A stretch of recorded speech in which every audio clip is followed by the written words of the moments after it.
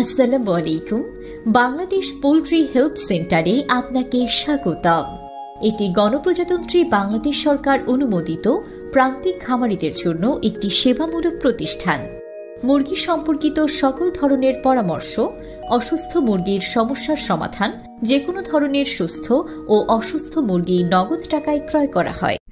আসসালামু আলাইকুম ওয়া রাহমাতুল্লাহি ওয়া বারাকাতুহু। বাংলাদেশ পোল্ট্রি হেল্প সেন্টার থেকে আমি জুয়েল সরকার আছি প্রতিদিনের মতোই আজকেই বাজার জানানোর জন্য। আজকের বাজারে জানাবো যে আপনাদেরকে বারবার নিষেধ করার পরেও খামারি ভাই বোনেরা আপনাদেরকে বলেছি যে আপনারা কাপ্তান বাজার আসবেন না। কাপ্তান বাজার সারা রাত্রে মুরগি বিক্রি করতে পারে 200 গাড়ি।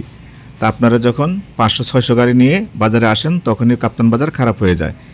তো কালকে পর্যাপ্ত পরিমাণ বাজারে গাড়ি আসার কারণে আপনারা গাড়ি নিয়ে আসছেন, তার কারণে সোনালী মুরগি কাপ্তান বাজার গিয়েছে 200 টাকা কেজি, কালারবাট গিয়েছে 170 টাকা কেজি, পোলট্রি মুরগি গিয়েছে 120 টাকা কেজি।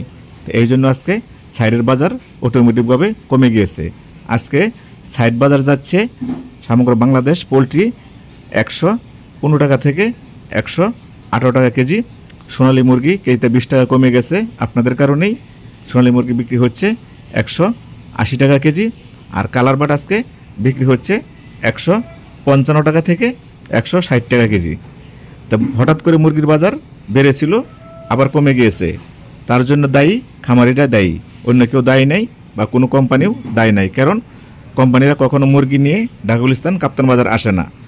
আপনারা জানেন কাপ্তান বাজার থেকেই মূলত মুরগির বাজার শুরু হয় সমগ্র বাংলাদেশে। তো এই বাজারে যখন খামারিরা আসার পরে এই বাজার খারাপ হয়ে যায়, যার কারণে সমগ্র বাংলাদেশ মুরগির বাজার খারাপ হয়ে যায়। এটাই হলো মূল কারণ।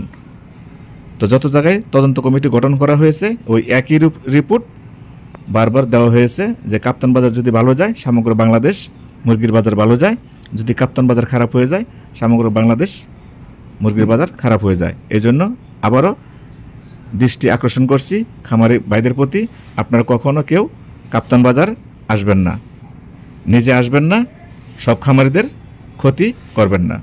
আশা করি বুঝতে পারছেন। আল্লাহ হাফেজ।